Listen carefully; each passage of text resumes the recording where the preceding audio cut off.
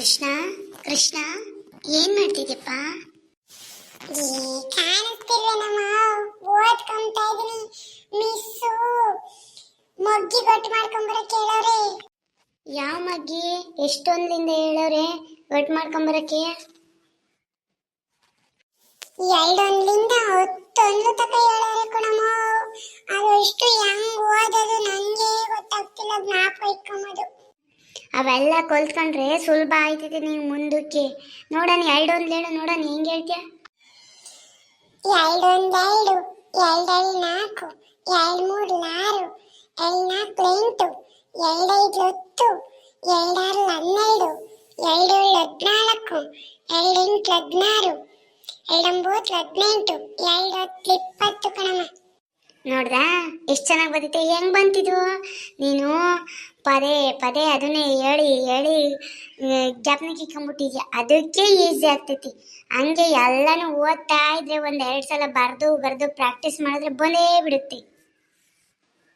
ನೀನು ಹೇಳೋದು ನಿಜನೇ ಕಣಮ್ಮ. ಆದ್ರೆ ಓದಕ್ ಬೇಜಾರು. ಯಾರು ಓದ್ತಾರೆ? ಎಷ್ಟೊಂದೈತಿ. ಓದ್ಬೇಕಪ್ಪ.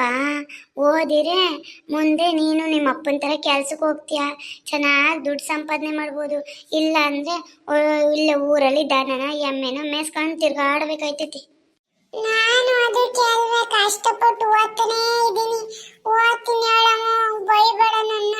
ನಾನು ಚೆನ್ನಾಗಿ ಓದ್ತೀನಿ. ಸ್ಕೂಲಿಗೆ ನಮ್ಮ ಫ್ರೆಂಡ್ಸಿಗಿನ್ನ ಎಲ್ಲರಿಗಿನ್ನ ನಾನು ಚೆನ್ನಾಗಿ ಓದೋದು.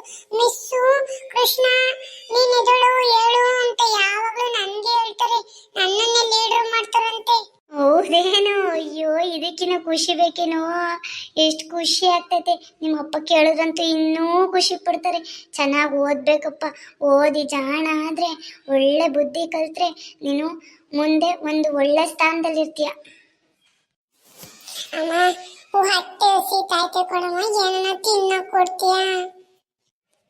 ಇರು, ಒಳಗೆ ಏನೈತೆ ಅಂತ ನೋಡ್ಕೊಂಬರ್ತೀನಿ. ಅಷ್ಟೊತ್ತಿಗೆ ಕೂತ್ಕೊಂಡು ಓದ್ಕೊಂತಿರು ನೀನು. ಮೂರನ್ಮೂರು, ಮೂರೆಳ್ಳಾರು, ಮೂರ್ಮೂರಂಬತ್ತು, ಮೂರ್ನಾಲ್ಕನ್ನೆರಡು, ಮೂರೈದನೆಂಟು, ಮೂರಾರು 18, ಮೂರೇಳು 21, ಮೂರೆಂಟು 24, ಮೂರೊಂಬತ್ತು 27, ಮೂರತ್ತಿ 30. ಮೂರೊಂದನು ಬಂತು ನಂಗೆ. ಅಮ್ಮ ಬೇಗ ಬಾರಮ್ಮ, ಹೊಟ್ಟೆ ಹಸಿತೈತೆ. ನಾನು ನಾಳೆ ಮೂರೊಂದನ್ನು ಹೇಳ್ದೆ. ತಗ, ಫ್ರೆಂಚ್ ಫ್ರೈಸ್ ಇತ್ತು ತಂದಿದ್ದೆ, ತಿನ್ನು.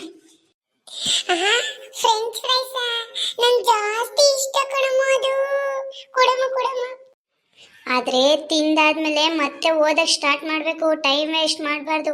ನಿಮ್ಮ ಅಪ್ಪ ಬರೋ ಅಷ್ಟರಲ್ಲಿ ಎಲ್ಲ ಮೊಗ್ಗಿನೂ ಓದಿ ಮುಗಿಸ್ಬೇಕು. ನೋಡಮ್ಮ, ಕಾಲೇ ಆಯ್ತು. ಇನ್ನು ಸ್ವಲ್ಪ ಐತಿ. ಇದು ತಿಂದು ನಾನು ಓದಕ್ಕೆ ಸ್ಟಾರ್ಟ್ ಮಾಡಿ.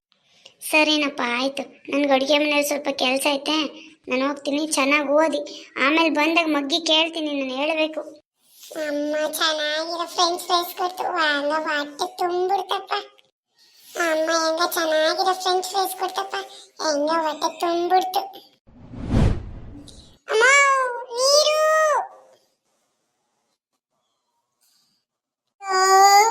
ಸರಿನಪ್ಪ, ಇನ್ನು ಓದ್ಕೊಂಡ ಕುತ್ಕೊಂತೀನಿ. ಅಮ್ಮ ಬೈದು ಬಿಡ್ತೈತಿಲ್ಲ ಅಂದ್ರೆ